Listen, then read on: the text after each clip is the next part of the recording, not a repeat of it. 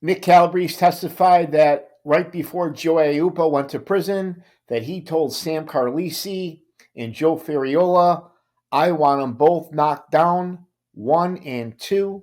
I don't care how you do it, just do it. And then they put together a team and eventually carried out the murders of the brothers. As we all know, the brothers were also found near Joe Aiuppa's farm in Enos, Indiana. Now, according to Nick Calabrese's testimony, he claims that little Jimmy picked him up along with John Feccarata and Jimmy the Lapper. When they got to the house in Bensonville, he was greeted by wings. He saw Joe Ferriola there, Louis the Mooch, No Nose DeFranzo, Louis Marino, and he thought out of the corner of his eye that he saw Rocky and Felice, and there was a few other guys there that he didn't recognize. But according to Nick, these were the guys that beat down the Spilatros brothers. Now, at the trial of El Taco, his wife, Betty, testified that on Father's Day, it was a Sunday, she received a phone call from her husband that he was yelling, he was livid. He demanded that she pick him up in Indiana. She drove all the way to Indiana, met him at a gas station. He was dressed in work clothes. He was full of mud. He was yelling. He was upset. And he talked about the botched burial of the Spilatros brothers and who he was with. Here's an old photo of El Taco, a made member of the Chicago outfit, and pretty much the boss of the Chicago Heights crew. I had some guys in the Grand Avenue neighborhood tell me what a great guy he was, how handsome he was, and he also ran a prostitution ring, and he made sure that all the outfit guys and associates never got carried away with the women. It was El Taco's wife, Betty, that testified against him and put him in jail for the rest of his life. Here's the burial site where a farmer near Enos, Indiana, he actually called the authorities. He noticed his corn wasn't growing in a certain spot. When authorities came and dug up this area, sure enough, they found Michael and Tony Spilatros stripped down in their underwear, buried face down. During the family secrets trial, the defense attorneys tried to say that they were buried alive to dispute Nick's testimony, but this was the burial site. Now, probably the climax, one of the many highlights at the family secrets trial is when Nick Calabrese testified on the day that the Spilatros were killed. They were all beaten and stomped with fists and feet. They died a very violent, brutal death.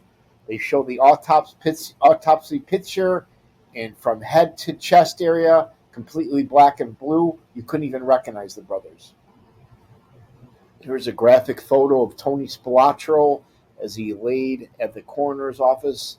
His autopsy photo, it showed that his head, his neck, and chest area was completely black and blue. You could not even recognize him. Obviously, he died a slow, brutal death by getting beat and stomped to death by several key outfit guys. According to Betty Taco's testimony and the prosecution at El Taco's trial, these were the men that were part of the burial team. The Spilatros brothers were never supposed to be found, and as we all know, the burial was botched. The gentlemen that were involved were John Big Stoop Feccarata, Nicky Guzzino, Albert Chicky Riverio, and Dominic Toots Palermo. This was according to Betty Taco's testimony. Now here's the gravesite of Dominic Tootsie Palermo. I couldn't find a picture of him. May he rest in peace. But this guy was a made member of the Chicago outfit, part of the Chicago Heights crew.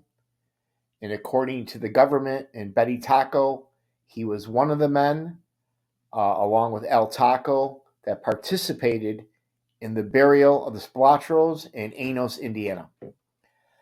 Now here's John Big Stoop Feccarata, made member of the Chicago outfit, part of the Chinatown crew.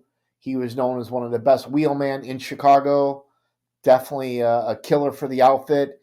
Nick Calabrese testified that there was several reasons why John Feccarata was killed. And the last straw was the botched burial of the Spilatros brothers. Feccarata was the leader of that crew, and Nick was the one that had to kill his best friend shortly after they were found. Nick Calabrese testified that once the Spilatro brothers were found, that the bosses, Ferriola, Sam Carlisi, Angelo the Bull, were very upset that the Spilatro bodies were found. It made national attention. It put a lot of heat on the Chicago outfit. And Nick was given the task to kill his good friend John Feccarata. Feccarata wouldn't get in the car on anybody, but he trusted Nick, and Nick testified how he shot and killed him. Here's an old photo of Michael Spilatro and his brother Tony back during the good old days. Nick Calabrese testified that him and his brother Frank Sr. were actually good friends with Michael and Tony. They kind of grew up together in the Grand Avenue patch. Frank Calabrese Sr. was not involved in the murder, but him and Nick definitely talked about, and they would refer to the murder as 1 and 2. Now, Betty Taco was married to Al Taco for around 17 years, and she claimed that he told her that when they were burying the Spilatro brothers, a car drove by near the burial site. His guys got scared. They got spooked. They all ran in opposite directions, and he couldn't get a hold of them with the walkie-talkie transmitters, and he got lost and walked for miles to a local gas station. Now here's federal judge James Holderman. He presided over the Al Taco trial. He agreed with the jury, the prosecution, and he found Al Taco's wife Betty credible. He gave Al Taco the max and gave him a sentence of 200 years in prison, which ultimately was a life sentence for Al Taco. Now, all the guys in charge of the burial, the botched burial, none of them were found guilty of the burial. Aside from Feccarata, the other guys died from natural causes. But Al Taco was given a 200-year sentence. He eventually died in prison. And early on, he actually tried to put out a hit to have some of the outfit guys kill his wife. The government found out about it and put her in protective custody.